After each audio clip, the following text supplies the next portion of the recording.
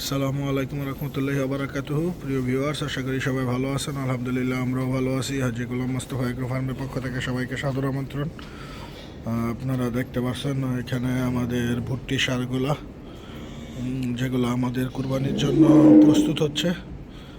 এই যে এইখানে একটা এর মধ্যে আবার গতকাল আমরা নতুন ভুট্টি কালেকশন করছি। এটা ইনশাল্লাহ কুরবানির জন্য রেডি করব।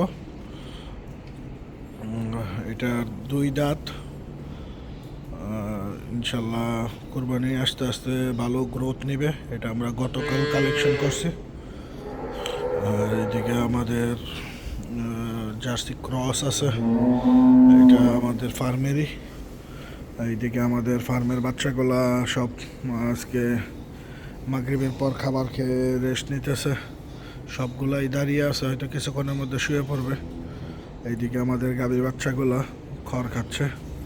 খড় এবং ঘাস একসাথে কেটে দেওয়া হয়েছে। আর এইদিকে আমাদের ভুট্টিগুলা দুষ্টমি করতেছে।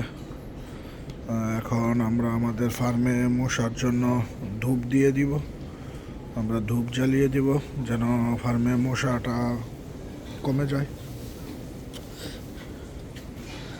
আমরা মূলত প্রতিদিন ফার্মের সন্ধ্যা থেকে ধূপ দিয়ে ধুয়া দিয়ে দিই যেন মশার উপদ্রব কিছু কমে।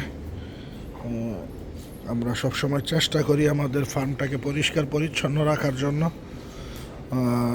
এখন মশার উপদ্রব একটু বেড়ে গেছে, যার জন্য আমরা মশা থেকে গরুকে রক্ষা করার জন্য প্রতিদিন ফার্মে ধূপ জ্বালিয়ে দিই।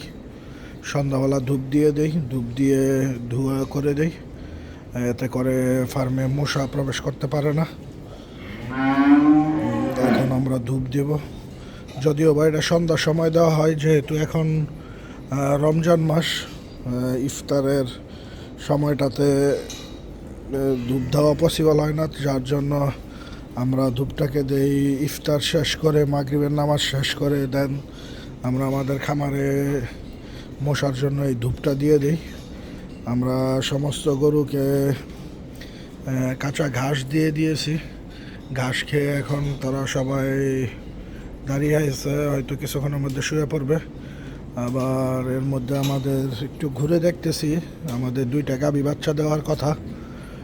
ইনশাল্লাহ আমাদের এই গাভীটা বাচ্চা দিবে, আরও একটা গাভী বাচ্চা দিবে। যার জন্য এখন ঘুরে একটু দেখতেছি যে গাভীগুলো সব ঠিকঠাক আছে কিনা।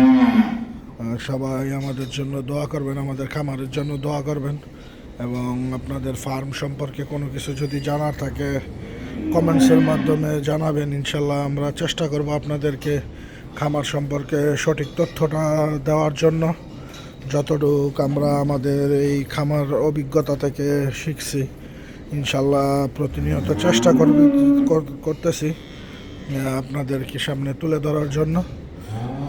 সবাই ভালো থাকবেন, সুস্থ থাকবেন, এবং আমাদের আমাদের ইউটিউব চ্যানেলটাকে সাবস্ক্রাইব করে দিবেন।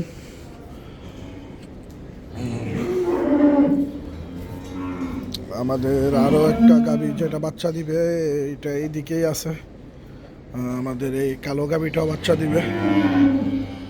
সবাই ভালো থাকবেন, সুস্থ থাকবেন। আসসালামু আলাইকুম।